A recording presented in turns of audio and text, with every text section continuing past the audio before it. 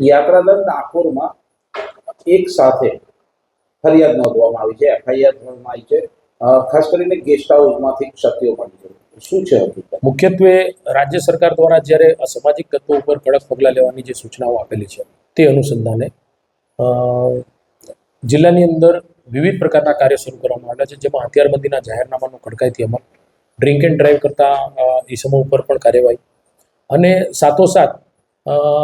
જો અસામાજિક તત્વો કોઈ ગેસ્ટ હાઉસો કે એની અંદર રોકાતા હોય તો તેઓની ઓળખ કે આઈડેન્ટિટી થઈ શકે તે માટે એક અલગથી ડ્રાઈવ લઈ અને જેમાં એસઓજી તથા ડાકોર પોલીસ અને જિલ્લાના અન્ય પોલીસ સ્ટેશનો દ્વારા બીએનએસ કલમ 223 અન્વયે, એટલે કે જાહેરનામા ભંગના, જેની અંદર મુખ્યત્વે જે પથિક સોફ્ટવેર છે તે પથિક સોફ્ટવેરની અંદર જો કોઈ હોટલ કે એના માલિક તેમાં રોકાનારા ગેસ્ટની નોંધણી ન કરતા હોય તો તે પ્રકારના જાહેરનામા ભંગના કેસો લગભગ 15 જેટલા કેસો 2 દિવસમાં કરવામાં આવેલા છે. એ સિવાય હથિયારબંધીના જાહેરનામાના લગભગ 7 થી 8 કેસો કરવામાં આવેલા છે, અને ડ્રિંક એન્ડ ડ્રાઈવ કરતા ઇસમો પર પણ પોલીસે સખ્તાઈ વાપરી અને 185 મુજબના કેસો કરવાના.